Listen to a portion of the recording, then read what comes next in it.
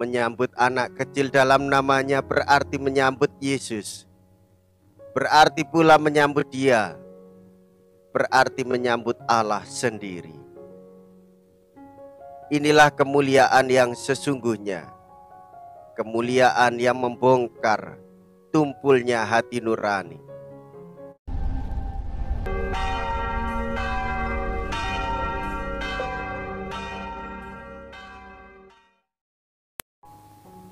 Saudara-saudariku yang terkasih, hari ini Selasa 21 Februari 2023. Saya Romo Siga dari Paroki Santo Stefanus, Surabaya. Dalam nama Bapa dan Putra dan Roh Kudus, amin. Barang siapa ingin menjadi yang pertama, hendaklah ia menjadi yang terakhir dari semuanya. Mea culpa, mea culpa, mea maxima culpa. Marilah kita berdoa. Allah Bapa Maha Kuasa, semoga kami mengimani sabda-Mu. Semoga kami mengalami bahwa Roh-Mu mendampingi kami pada saat kesesakan dan kesulitan. Dengan pengantaraan Yesus Kristus Putra-Mu Tuhan kami, yang hidup dan berkuasa, bersama dengan Dikau dalam persatuan Roh Kudus, Allah sepanjang segala masa. Amin. Tuhan bersamamu dan bersama Roh-Mu. Inilah Injil suci menurut Markus. Dimuliakanlah Tuhan. Markus bab 9 ayat 30 sampai dengan ayat 37.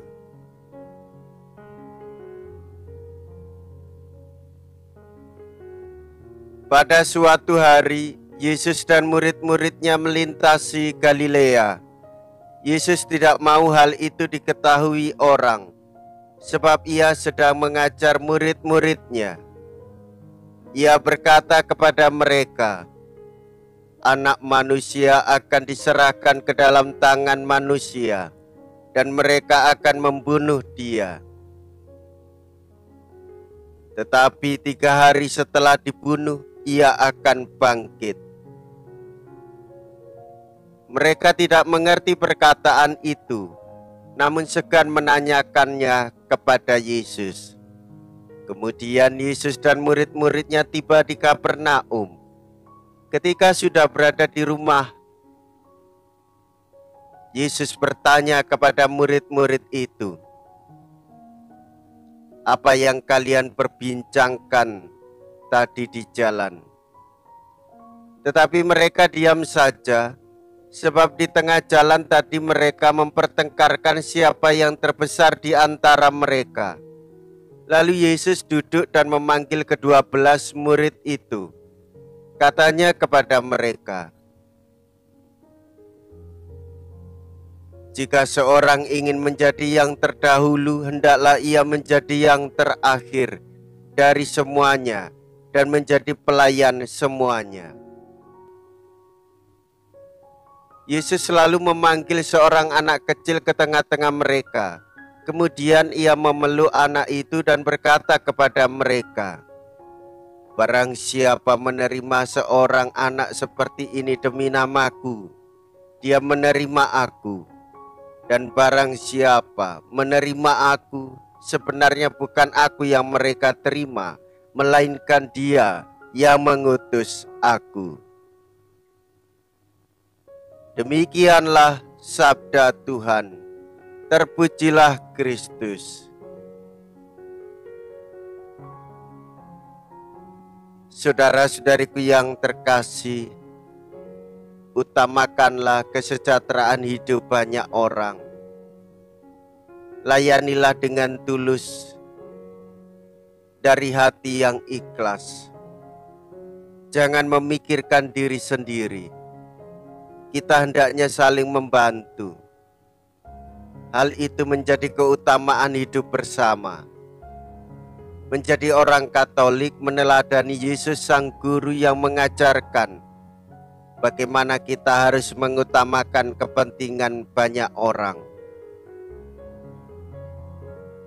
Saudara-saudariku yang terkasih, Yesus mengemukakan suatu tata hubungan antara manusia yang baru. Menyambut anak kecil dalam namanya berarti menyambut Yesus. Berarti pula menyambut Dia. Berarti menyambut Allah sendiri. Inilah kemuliaan yang sesungguhnya. Kemuliaan yang membongkar tumpulnya hati nurani. Apa yang disarankan para bijak dari zaman sebelum Kristus akan diperdalam dan dilengkapi. Yesus sendiri yang melengkapi pewartaan para nabi. Orang yang ingin menjadi pertama, maka ia harus menjadi pelayan semua orang. Para bijak meminta kebijakan pribadi. Yesus mengungguli pendapat itu. Ia tidak memikirkan dirinya sendiri. Orang lainlah yang mau ia layani. Hal yang sama dimintanya dari para muridnya.